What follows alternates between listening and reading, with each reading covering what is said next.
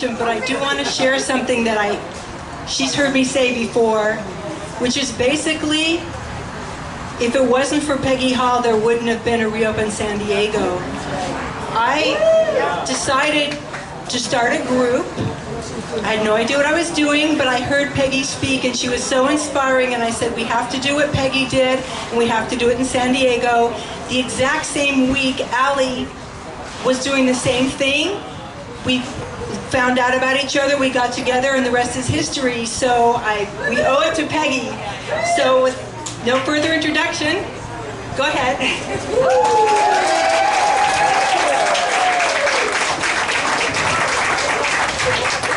I have one more thing I totally forgot. We are giving Peggy a Reopen San Diego Hero Award.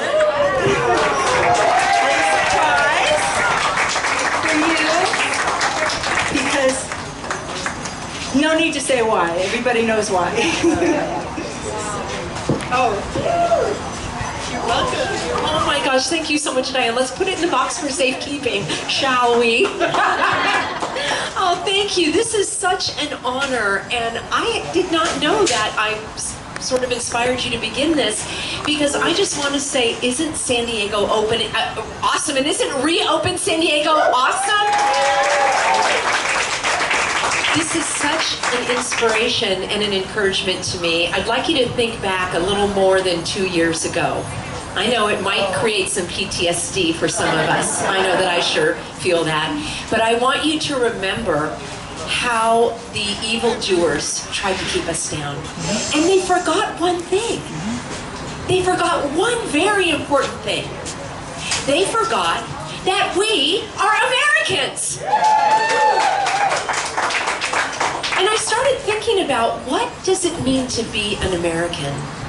Why is it that the American spirit is so different than the spirit of other countries? Why is it that this is the place where people want to come? Why is it that my grandfather, my mom's dad, left his Eastern European country at the age of 16 and came to this country on some kind of steamship, risking his life to come here to work in a steel mill, very hard, physical, dangerous labor, not knowing the language, raising a family of 8 outside of Chicago, never allowing them to speak his native language, but learning English and becoming Americans. How many of you, let me know just by a round of applause, how many of you either are an immigrant or have an immigrant history? Love to hear that. Yeah. The American spirit is what we're saying right here. What makes this country and the American spirit unique is that we value individual liberty. Individual. That means we come together as individuals with different tastes and preferences and dreams and goals and abilities and capacities and desires and talents and gifts. And we want to pursue those because God told us to, and He created us with that desire, always honoring Him. And when we are pursuing those dreams and goals with our talents and gifts, the whole society benefits. We don't need to put the society first and the group first. It doesn't work. I love this banner there that says socialism. If socialism worked as you were taught, Venezuela would look like Disneyland. The problem with supporting and promoting the common good is that who gets to define that? And why do we know it's good? It doesn't work. That's why people come to this country. We value the importance of the individual. We value liberty. Now, I am a teacher, so we're going to do a little quiz, all right? What do you think? And you can just shout it out. What do you think is the definition of liberty? Don't all shout it out at once now. I know you're living in liberty. It's one of those things that might be difficult to define. It's very important to be able to define it and express it. Choice. Express yourself. Choice, express yourself, freedom. The dictionary definition of liberty is the freedom to think, to speak, and to act without restraint. And what are the evildoers doing? Restraining. They are restraining. They want to take away your freedom of speech. I do believe that's the end game in all of this, one of the hidden agendas, not so hidden. They want to silence us, which is why this is so beautiful. They want to tell us how to act, which you must pollute your body in order to participate in society. And they want to, as they did 2 years ago, restrain your movement, telling everybody to go home. So the antidote for all of that is exactly what we're doing here. We need to stay connected, we need to stay educated, and we need to stay active. Let me know again by a round of applause how many of you have attended a school board meeting, a board of supervisors meeting. Yeah, let's hear it. Okay, and that is applause for you, that you have taken action. I want to tell you about a lawsuit that I'm involved in, and I'm going to give you a little bit of backstory. I'm here with my husband, Pastor David, and he and I have been helping thousands of people learn about their rights and how to not only invoke their rights, but how to educate others on the importance of our religious liberty. Before I dive into the story, I want to remind everybody that this country is the only country in the world that was created, founded on religious rights, religious liberty. And that is a big reason why people left England and other countries in Europe, because they had allegiance to royalty. Some people think that Canada and Australia and New Zealand, well, especially Canada, is just like the United States because we share the same continent. My friends, Canada is a socialist country. Well, now it's communist. But they have allegiance to a queen. That means they believe, and they were taught, and they were raised in a society that says someone, because of the blood in her veins, which they're trying to pollute your blood, someone because of the blood in her veins and her bloodline is somehow better than you are. How do you like them apples? Them are pretty rotten apples. Do you know they bow to the queen?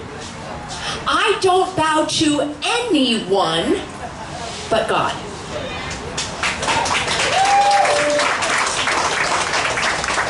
Japan had an emperor. Every country, aside from the United States, was created with royalty. This is the only country that was created with the premise, with the principle, with the truth that we are all equal. Now, maybe not equal in capacity or intellect or ambition, but we all have equal worth. We are worthy as a human being. And I know that to be a fact because God Himself said so. In the book of Ephesians, if you'd like some inspiration, He said that you are His masterpiece. You are His poetry, His poema. And more than that, He created you for works to do before you were even born. So let's give a round of applause to all of these wonderful Reopen folks that are actually taking action, running for the school board, running for the board of supervisors. God knew that was going to happen. He has put you here at this time in life. So the evildoers want to remove the notion of you being made in the image of God. The t-shirt that says everyone is essential. What was one of the first things they said going back 2 years ago? Only the essential workers get to work. Excuse me? No one has the right, certainly no governor, has the right to tell me to stay home and not go to work. One of the most harmful actions in all of this is that people actually believed, and they still believe, that a governor can tell you what to do. No governor can tell you what to do. No mayor can tell you what to do. No health officer can tell you what to do. Only a legislative body that has passed a constitutionally valid law can tell you what to do. Only laws restrict your behavior. And those laws are not valid if they are in conflict with the Constitution. And the Constitution of this state and the Constitution of the United States says very clearly that you have the right to life. That means the unborn baby has a right to life. In case anyone's mistaken, when you say my body, my choice, I completely agree with you. There are two bodies in a pregnant woman, so they each have value. I reject the notion that anyone has the authority to value one life over another. So the fact is that you have God-given, self-evident, natural rights, and you have a right to life. You have a right to speak your mind. And friends, don't fall for this. Well, you can't yell fire in a crowded theater. Who can show me the law for that, please? Anybody have that code of law? Do you have the penal code? How long do I spend in jail if I do that? There's no law that says that. People have been brainwashed for many, many years. So the only thing that can restrict your behavior is a lawfully passed statute by the legislative branch of government. This is the only country in the world. Well, the others have followed suit now. But our Constitution, which is a contract between we the people and the government, that we give consent to govern us, that contract described the legislative branch of government first because it was so important. Because every other country, you can open your mouth as the king or queen and say something and people have to follow it. So the person who is occupying the White House right now is issuing all of these executive orders, and people are still ignorant as to what an executive order is. My friends, unless you work for a department of the federal government, you don't have to follow these executive orders. Unless you work, and some of you do, work for the DMV or you work for a school, you do not have to follow the executive orders of the governor. Executive means it's for the executive branch. I don't work for the executive branch. You don't have to follow those. So let's go back 2 years ago when I was sent home from my 2 teaching jobs, never to be brought back. They closed them down, and I couldn't believe it. I'm like, really, Lord? This is what you have for me all these years? My income is gone. My purpose is gone.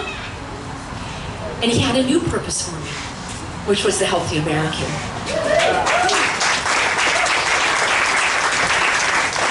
Thank you. I love Owen's story. I love the story of our attorneys that were working on patent law, and then they decided they had to dive into these health and safety codes and other laws that were not well known to most of us. So I rolled up my sleeves and I did some research, and I want to tell you now, for these last few minutes, I started going to the Board of Supervisor meetings in Orange County, right, my county.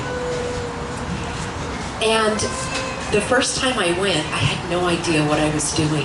Somebody said they're having a meeting at the county and we need to tell them about, to stop these masks. And wow, it feels so good to say that word out loud. I normally call them suffocation devices on YouTube.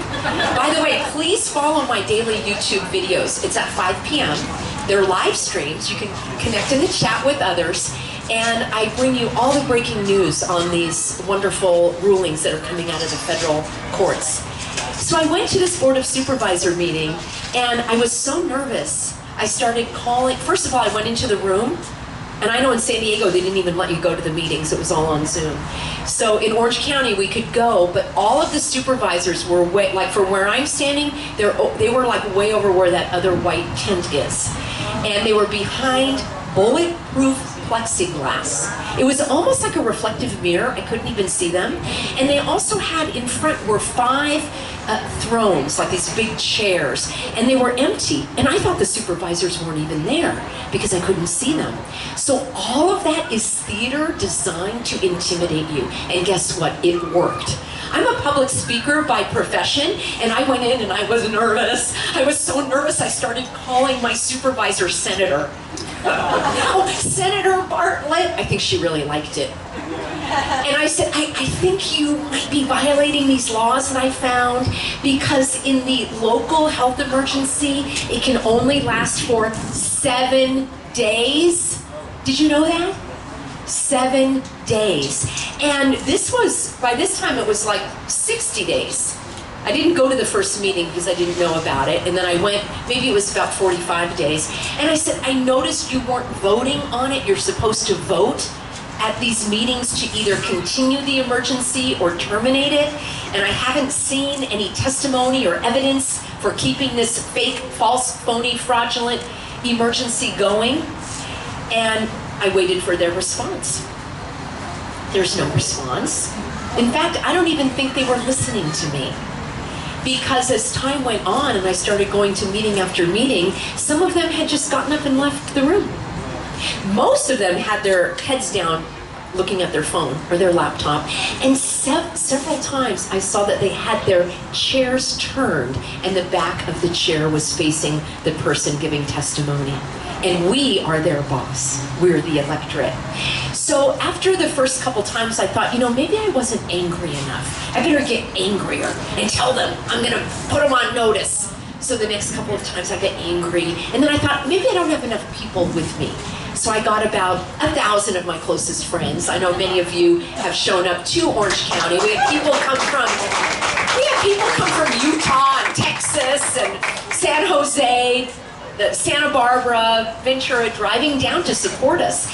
And we were victorious because, to my knowledge, we were the first county that pushed back on the ridiculous mask measure. I don't use the other M word.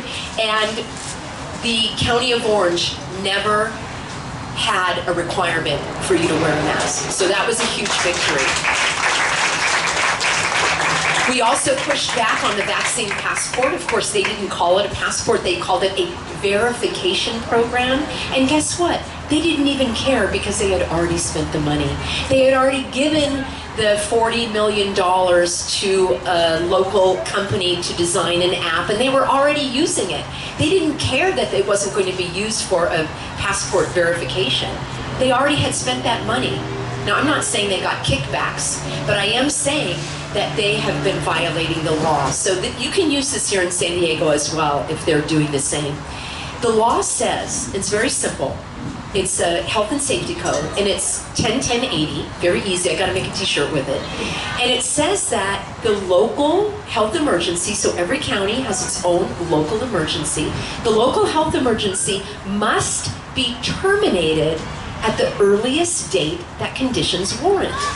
So I did a little more digging, and the conditions are defined to say, is the emergency of such a magnitude that it's going to overwhelm the personnel, the materials, and, well, let me tell you what these things are. So the personnel means there's not enough workers in the hospital that they have to import. For example, in Orange County, they need to bring in healthcare workers from San Diego or Santa Barbara or Riverside. That doesn't exist in Orange County. In fact, there are places in the hospital, there are floors that are being closed. Hoag, the critical care doctor at Hoag told me that Hoag almost went into bankruptcy because there were so few patients. So number one, we can scratch that off the list. This fake, phony, fraudulent emergency is not putting the personnel, it's not overwhelming the personnel. Is it overwhelming the facilities? No, I just gave you an example. The hospital's almost going bankrupt. Is it overwhelming the materials? Oh no, we've got billions of masks. You know where they are? They're in a storage unit out in like Hemet, right? Out in Banning. Anybody drive to Palm Springs lately? You see all those giant warehouses? That's where Newsom has his, you guys gotta meet up with him. He's the master prepper. He's got lots of macaroni and cheese hidden there, along with those masks that he paid millions of dollars to the Chinese for. So that gets struck off the list. There's no overwhelm of materials. Then the next one is, there's two more, and the next one is is there a mutual aid agreement that's been activated? What's a mutual aid agreement? That means Orange County and San Diego have something in writing that says if there's a fire, if there's a flood in San Diego, the police, the sheriff, the healthcare workers, the electricity, whatever, water and power, they'll come to San Diego to help. That's called a mutual aid agreement. There's no mutual aid agreement that's currently active. We don't have anyone from San Diego in Orange County. So that right there is material evidence. My attorneys will back me up here. There is no evidence for the extension of this fake, phony, fraudulent emergency. The one that I like the most, they have it here in San Diego as well. Every county has an emergency council that is activated during an actual emergency. In Orange County, the center is in the sheriff's department. It's probably the same here.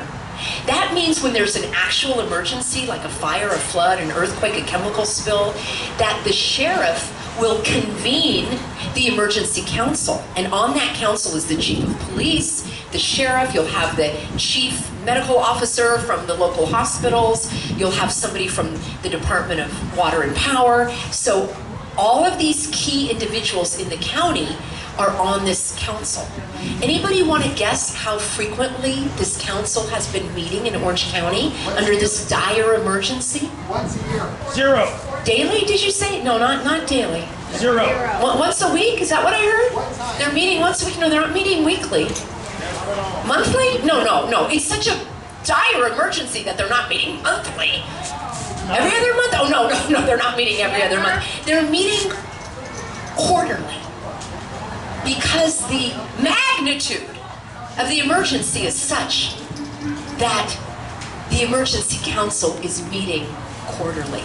So I have all of this in a lawsuit against the Orange County Board of Supervisors. And I filed this lawsuit on September 21st of 2021.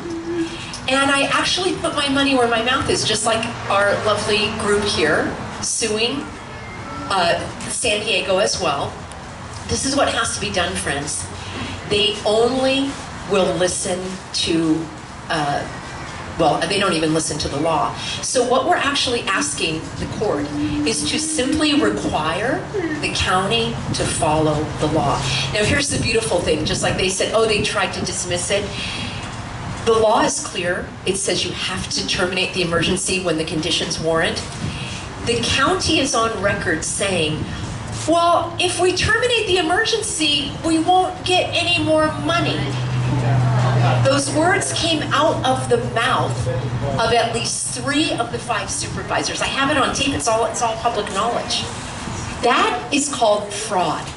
Fraud is when you present information incorrectly on purpose for your gain. And did you know fraud is a felony? Where do felons go? They go to prison. They serve hard time. In fact, the former sheriff of Los Angeles and the undersheriff are both serving hard time right now in Texas. That means no one is above the law.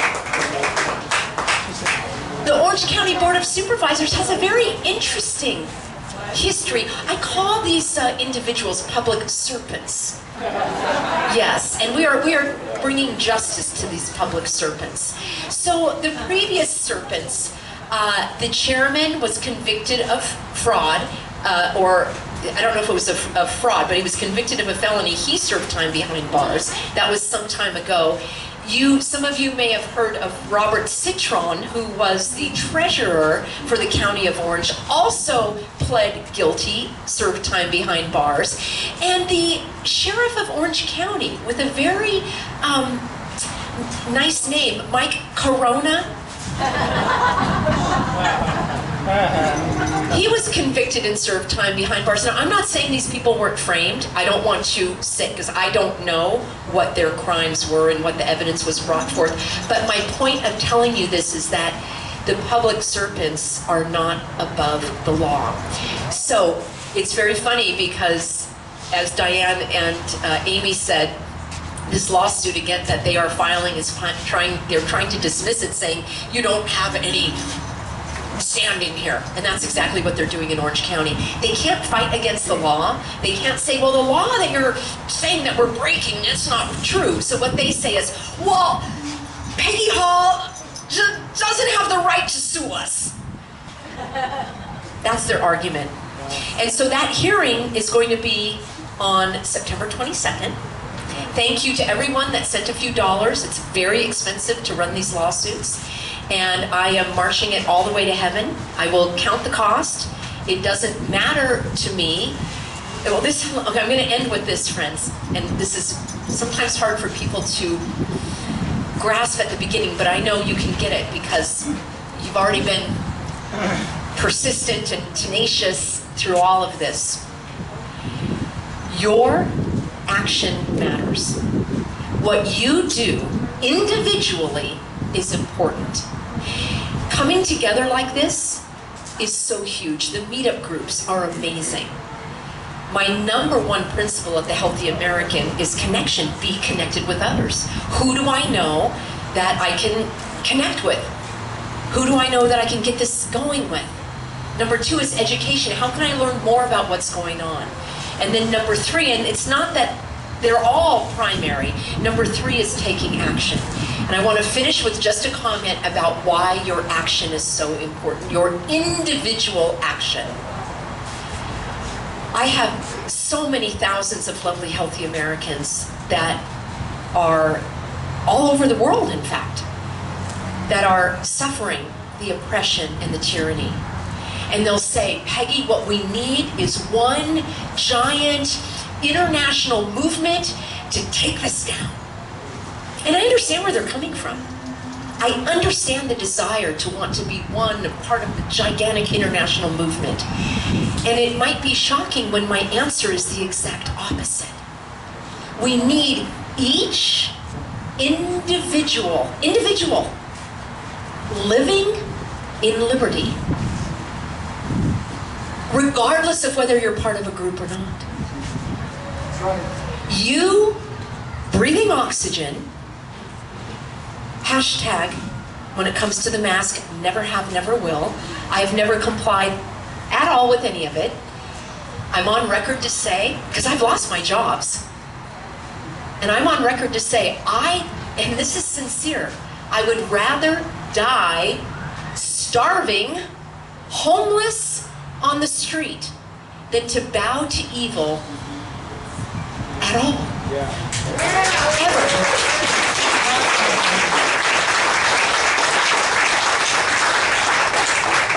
I say this as an inspiration and encouragement to those that are experiencing unbelievable tyranny and oppression and coercion and threats and hostility.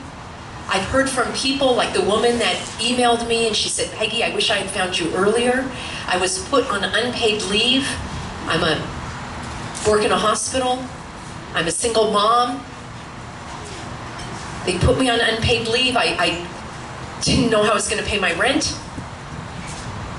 So I got the vaccine, she told me, and I went back to work, and they fired me. My friends, your job is never secure. The government wants you to worship your employer and worship the government. The most egregious aspect of what's going on right now is the government removing religious rights from the public square, meaning schools, military, employment, courts, all of that. Many people say, Peggy, I don't understand this. You're always talking about religion. I'm not a religious person. I have rights. They have nothing to do with religion. And I say, that's fine. Do you want to live in a country where people who do have a religion do not have the right and the freedom to express it? Is that the kind of country you want to live in? Pastor David and I have helped atheists secure their religious rights because atheism is recognized as a religion in the United States. And it is a religion. It's a set of beliefs. Religion is a set of beliefs, of principles It's where you derive your morality, your ethics, your worldview, your all-encompassing idea about life and its meaning. It guides you in your daily decisions. That is the legal definition of religion. And some people would say worshiping God is the short answer to that. But this country recognizes all faiths. And I will fight for that. So as I close, I want to just let you know that there's a lot of number one goals of the evildoers. We'll put them all in one category. Another of the number one goals is to remove your right to worship as you desire. And I've seen it because in big companies that are forcing the jab on the employers, here's an example. A woman notified her employer. Let me just talk about this for a moment. I understand also the objection of some people saying, I don't see why you have to ask permission from your employer. You don't need a religious exemption. I have a right to my own body. And you're exactly right, and I agree with you. I'm first in line to agree with you. And there is a key that unlocks the door, so why don't we use the key? Or you can just shout at the bars. Or why not just use the key and unlock the door? You're not asking permission. You're notifying your employer of your rights. It's a beautiful thing when you have a job. You go to work, you have a contract that you're going to work so many hours and they're going to give you money. That's a great thing. And in that contract, you probably have agreed to notify your employer if you can't show up one day. If you're sick, if your car broke down, you have to go to the dentist. So you're going to notify your employer, hey, I'm not going to be here Tuesday, I'm going to take a sick day. Or my child I have to go to the sing, so I'm letting you know I'll be off on Thursday. Or maybe you have to request it. Notifying your employer of your objection to their illegal policy is no different. You have an opportunity to educate your employer on the law, and more importantly, you have an opportunity to stand firm for faith, even if you're a person of no faith, because it is standing for liberty. Let me tell you the story. The woman, and this has happened many times, notified her employer that she was exempt from this illegal measure. Please do not call it a mandate. The only accurate definition of a mandate comes from a court. A court can mandate. In fact, that's what my lawsuit's about. It's called a writ of mandate. I love it. It's the actual use of the word. We've got to reclaim that language. They've brainwashed everybody to say mask mandate, vax mandate. No, it's an illegal measure. Would everybody right now raise your hand and say, I solemnly swear to never use the word mandate again unless it's two guys going out for a cup of coffee. So just don't use it. You're going to say illegal measure. All right? Unlawful policy. Policies are not laws. There is no law for you to be vaccinated. And if there was, it would be struck down immediately. That's why the government is pushing these lower agencies and schools and venues. My sister lives in Ventura. She was in LA yesterday for some show. And she said, yeah, they're still forcing the masks. Of course, she doesn't do it. She just walks in. It's ridiculous. So getting to the punchline. Many people have invoked their religious exemption. And the employer says, well, you know what? We're going to let you work at home. But do not construe this as an acknowledgement of your religious rights. I do want to do a mic drop right now. Because to me, that is evidence of what's going on. The companies do not want to acknowledge your religious rights. The schools do not want to acknowledge it. And it is extremely important that we stand firm, that we use those terms. California has some of the strongest non-discrimination laws in the country. California Government Code 12940 protects you at the workplace. They cannot fire you. Imagine John was hired, and a week later he comes to work as Jane. Do you think Jane is going to have to bring an affidavit testifying to this gender bending?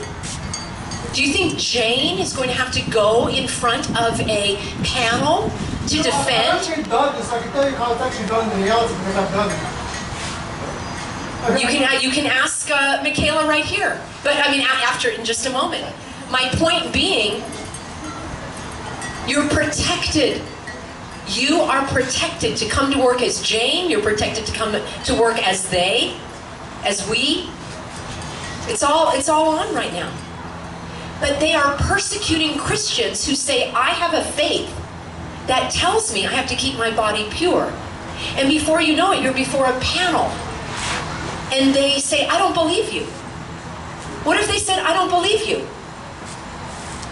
They're not doing that to people with a gay lifestyle. They're not doing that to people of a different gender lifestyle. They're only doing it to people of faith. It's reprehensible. Imagine if you came to work pregnant and they said, well, we have a policy requiring every pregnant woman to have an abortion. It's our policy. It's for public health. There are too many people and there are too few resources. My friend said that's probably San Diego's going to do that next month. You saw what they're doing in the schools now. So it's not far-fetched. It's no different than the employer saying, we have a policy where you have to sleep with your boss. And that's what I ask people. Would you sleep with your boss to keep your job? No, I would never do that. Well, why did you get vaccinated? Because I had to. There's no such thing as had to. I just want you to own your choice. And if God has convicted you, and you now say, I don't want to do that anymore, we will help you with the language that you can use to notify your employer. If you've been wearing the suffocation device, if you've been getting the nasal assault, you don't have to do that. Saying that getting tested is an accommodation for not being vaccinated is like saying, well, you don't have to sleep with the boss, but you do have to come to work naked. No, it's not okay. That's like telling a Muslim, well, you don't have to eat the ham sandwich, but you have to eat the bacon bits. I could go on and on. I can go on and on. California Government Code 12926Q. You have a right to not wear a face covering. It's in the law. So anyway, friends, I'm going to wrap up here. I could go on and on and on, but what I want to tell you is this. Your action matters.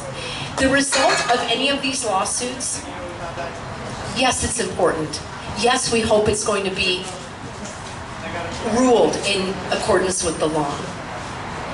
The evildoers want to wear you down psychologically. They want you to give up. They want you to give up, give in, and give over your rights. And so when the lawsuits are ruled not in your favor, a lot of people are like, well, I worked so hard on that, I'm not going to do that again. It didn't work. I sent a letter and they didn't do anything. I filed for my exemption and they put me on unpaid leave. Well, there's remedies for all of that. So I want you to just remind yourself that your action matters. You have no control over what the board does. You have no control over what the judge does. But you have control over what you do. We don't need an international movement because that brings us one step closer to the New World Order. I reject wholeheartedly any of these global actions. We have our own laws. We have our own neighborhood to take care of. God says in the Bible, the man who neglects his own household is worse than an unbeliever. Take care of you and your family and your community is going to benefit. The others, we can look, we can be inspired, but we need to take action that makes sense for you individually. And I want to thank Amy because she is a woman of action. Absolutely amazing. Isn't it incredible, Amy? So many of the groups have come and gone because they either got fatigued, they got psychologically worn out, they felt that they weren't having an impact that feeds into the direct plans of evil. We want to be here next year and the year after and the year after celebrating all the action regardless of the results. We're going to keep going and I want you to join me. We're going to march this all the way to heaven. Thank you.